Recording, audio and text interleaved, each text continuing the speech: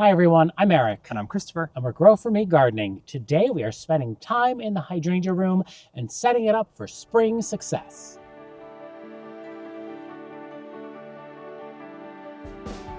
Welcome to our garden here in Zone 5B/6A in upstate New York, and welcome to our hydrangea room. This was just installed last fall, so it's been in the ground 1 full year now, and we've learned a couple of things. But our video today is going to be about setting the hydrangea room up for success for next spring, and it's going to consist of 3 components. The first one is going to be deadheading the faded blooms on the hydrangea. Then we're going to work on upgrading the drip system. We learned a little bit about that there was some water lacking this season. And then thirdly, we are going to add some allium bulbs. And I think they are the perfect combination with smooth leaf hydrangeas, and we can't wait to share why. This hydrangea room was installed last fall, and it consists of a number of varieties of smooth leaf hydrangeas. Smooth leaf hydrangeas bloom on new wood, so no matter what happens, if deer come along or if I deadhead them now or in the spring, we're gonna get flowers next year. The first row here is an alternating combination of Incredible Blush and Incredible White. The hedge in front closest to Christopher right now is Invincible Ruby. The back row along the fence is Invincible Sublime and Invincible Lace alternating. And eventually this is just going to be a giant mass of gorgeous flowers in early to mid-summer. Christopher, I am noticing fresh Sublime blooms. It has been a really bizarre fall. We've had highs in the 70s. We actually had some 80s. We've had a couple frosts, but really we are having early fall weather now that we are in the mid-fall, which is cracking me up. Absolutely. And one of the reasons we're deadheading now is because where we live in where the Mohawk River and the Hudson River meet in the Adirondacks of New York State, we get really heavy, wet, icy snow in the winters. And what's going to happen is that collects on top of these blooms. It weighs them down, and then it either snaps the branches at the base or it bends them down and they stay frozen like that. And then they're kind of stuck bending towards the ground. So we have found for our garden, it's best to deadhead our hydrangeas in the fall so that they have a nice, safe winter. And all we're going to do is come up here and cut right above a node. So Christopher, look at this. We have a node, we have a node, we have a node. We're just going to cut right above it. We really could, as things get more mature, come through with like a hedge trimmer and just saw them all right off. But for now, we're going to be a little more particular about how we do it. These were, what were they, 2 gallons? The front row was 2 gallons when we planted them. Yes, the front row was a 2 gallon. The back row was actually only a 1 gallon. So they put on an incredible amount of growth. They really did, but we also learned that the drip system could have been a little more robust for getting these going this season. So that's something we're going to be conquering very soon. So that is how we're going to deadhead an immature smooth leaf hydrangea. But come further into the hydrangea room. Here we have a more established stand of smooth leaf hydrangeas. These are Invincible Spirit 2s, which Christopher and I have both fallen in love with. They've been in the ground. This is probably their 4th season in the ground, right? Yes, and they were a quart size. Yeah, so they were so tiny. If I get down close here, you can see how this individual plant has really thickened up at the base. Really quite nice. And the general rule is, oh my gosh, I just stepped on a bobo and broke a branch. He just broke a whole bobo branch. Good thing it blooms on new wood. Sorry, bobo. The general rule of thumb is cutting your smooth leaf hydrangeas back by about 1/3. So these are, what do you say, like 4 feet tall right now? Yeah. 4.5? 4.5 feet tall. And so we'd want to cut them just a little over 2 feet tall. So maybe to here? Yeah, that would be fine. I don't even know if you have to go that far since we're just going to be deadheading. So just nip the blooms for now. We'll just nip the blooms for now and come back in the spring.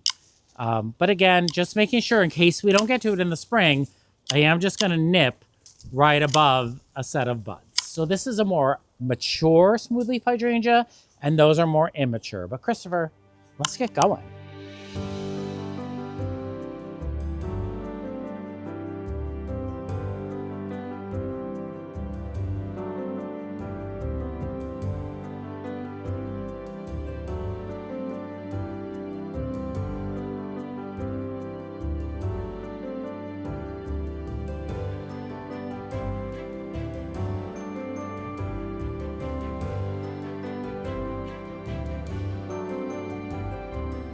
all done.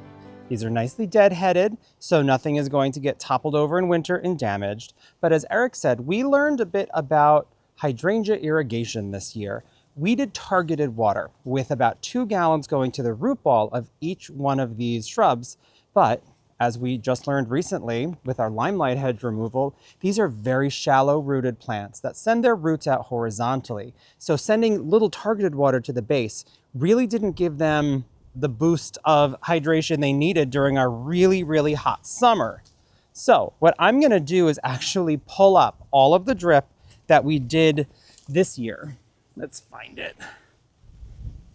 Thankfully, it's not buried under too much compost after only one season. And they are emitters that have been, yeah, there they are. Everyone has 2 of these. Yep. So these, they all have, there's a black drip line that goes through the whole hydrangea room. And then I popped 2 single emitters into it to target the water through this 1/4-inch drip line to the root ball. But instead what we're going to be doing is replacing this with a more generalized broadcast of water using brown drip tubing that has holes that are evenly spaced. And that'll just give more of a general area of watering that I think is going to be more successful for us, especially as these plants get bigger. Like this case here, this one's pretty buried under some roots.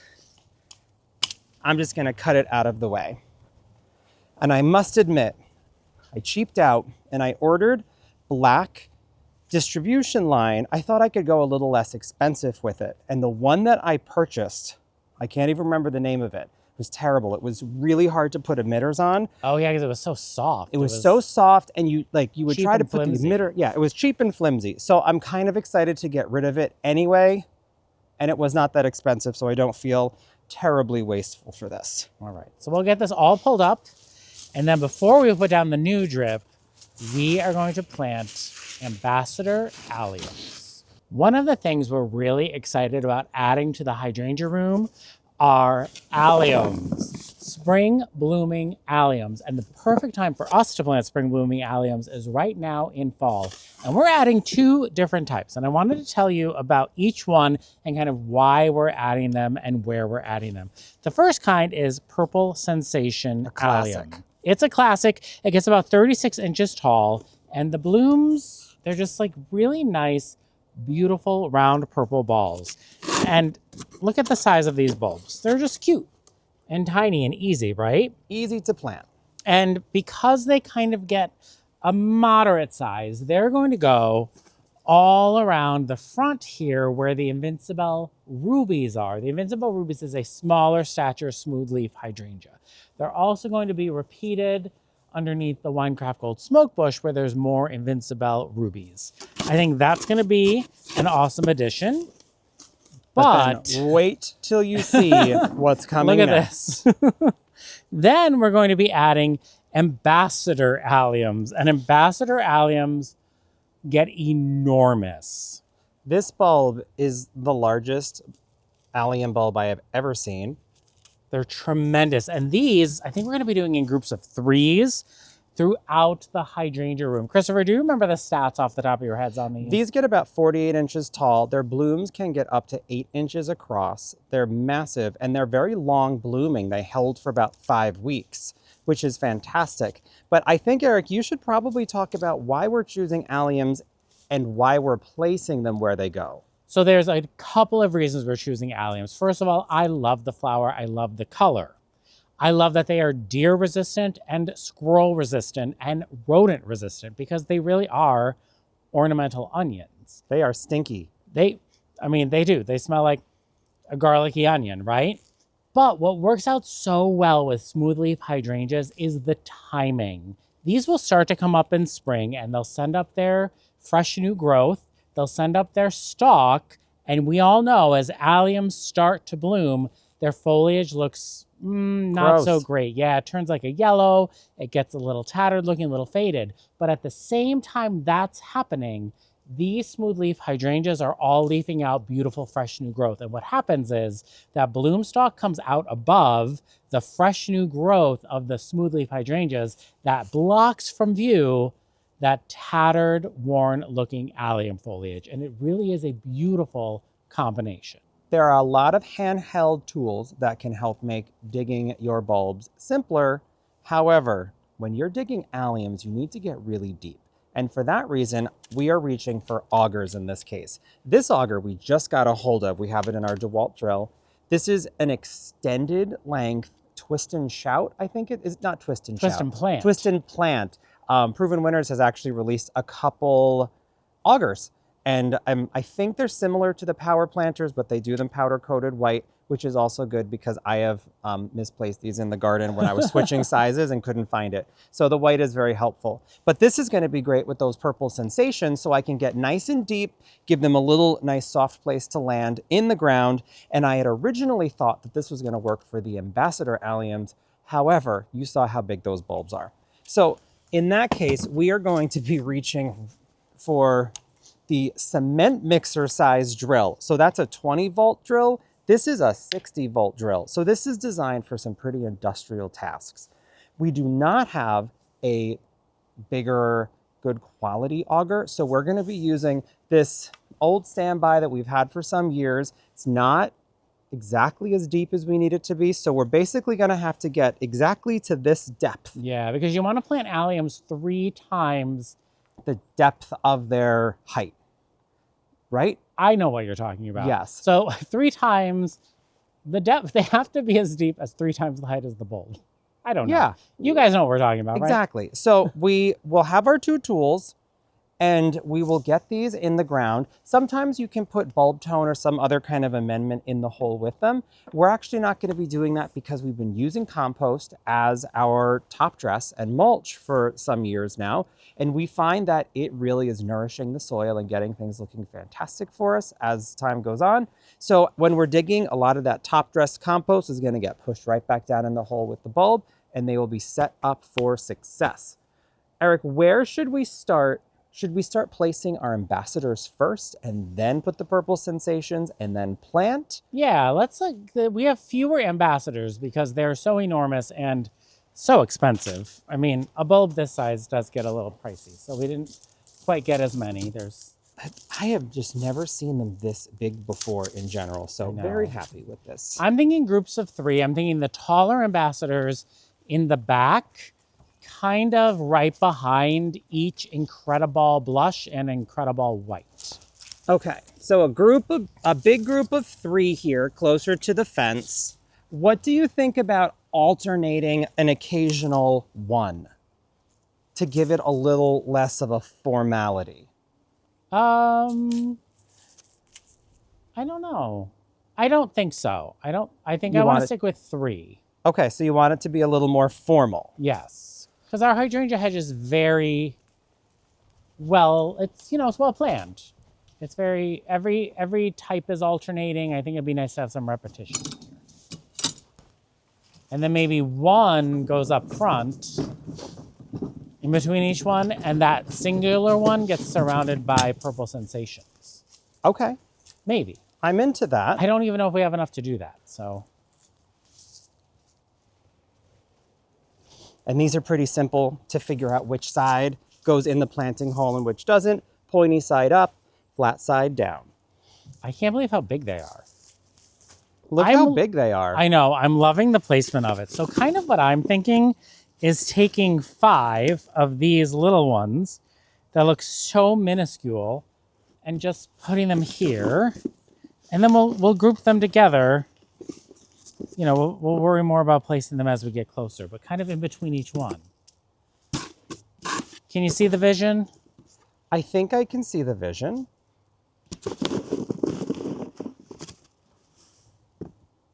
Do we need no, we don't need a bigger one there. But kind of just spreading them about.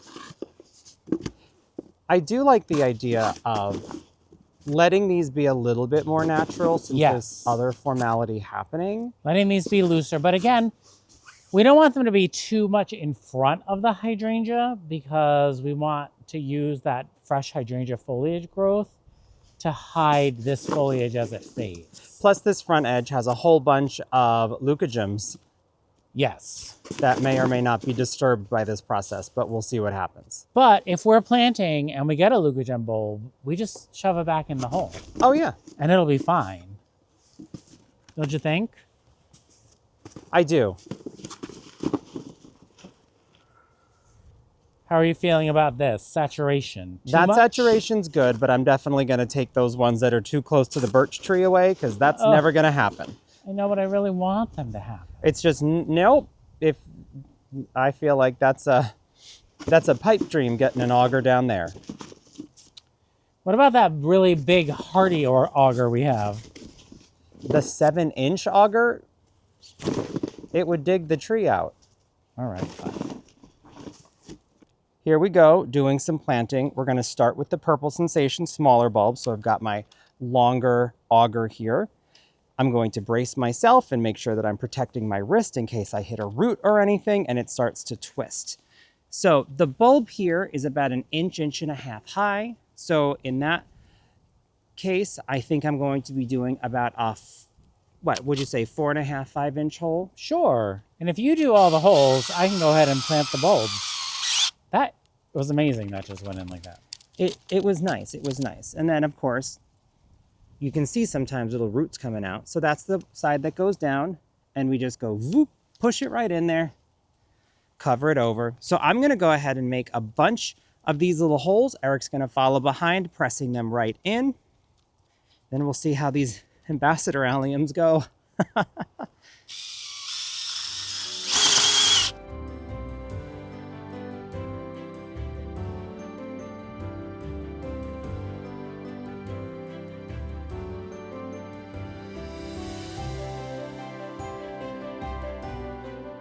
This is brand new to me. This is like a 60-volt brushless DeWalt something or other, right? Yeah, make sure it's pointing in the right direction.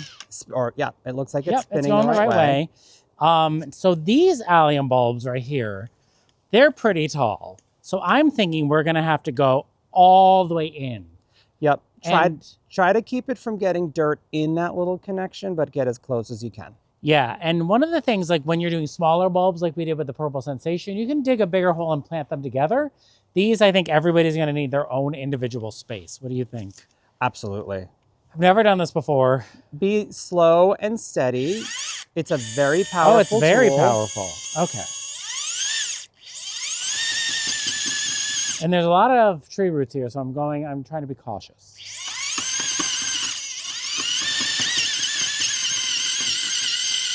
Good. And then, Christopher, come look at the hole. It's like the perfect size. If I scoop out this little bit of soil at the bottom. What's amazing is this auger is one that I purchased years ago for 4-inch annual containers. And so if I scoop out this little bit of soil from the bottom, I can just go ahead, pop this in, and I'm gonna press it all the way down. And then it's all set to go. Yeah.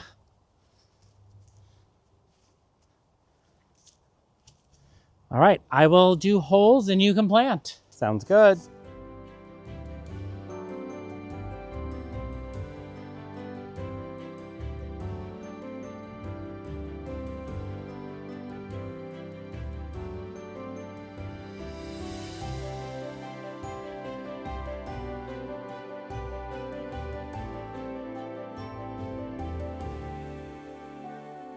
All of our bulbs are planted.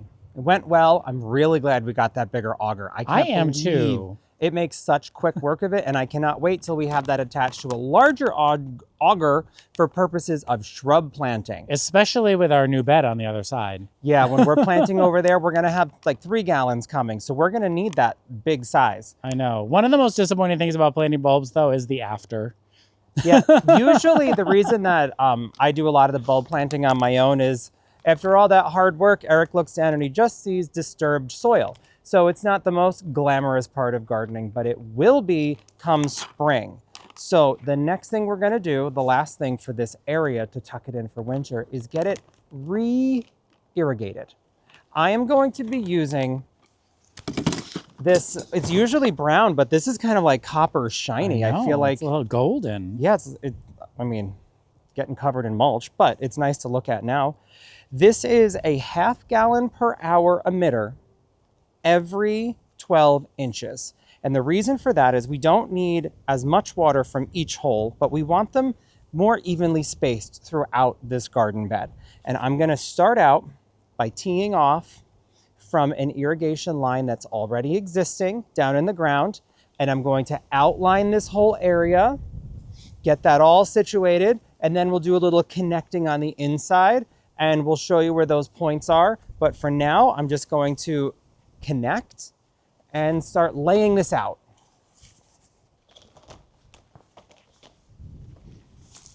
So fall is a great time for laying your irrigation. One, get it out of the way, so it's all set for spring when everything starts to wake up and you're super busy at the garden center picking out annuals and doing all that stuff.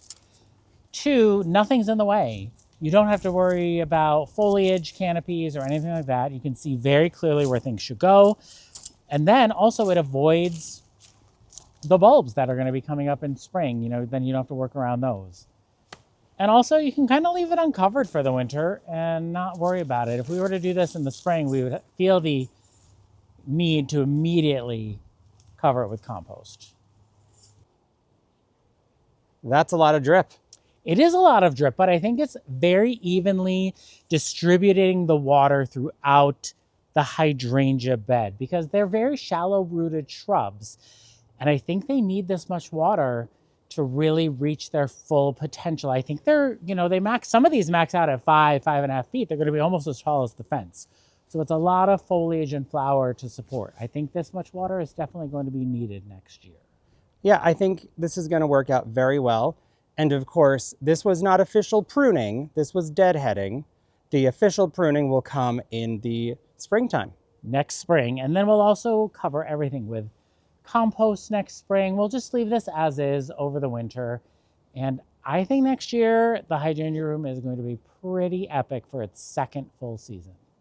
Thank you so much for joining us today as we deadheaded, added allium bulbs, and upgraded the drip. Again, I'm Eric. And I'm Christopher. And we're Grow For Me Gardening. Thanks for growing with us.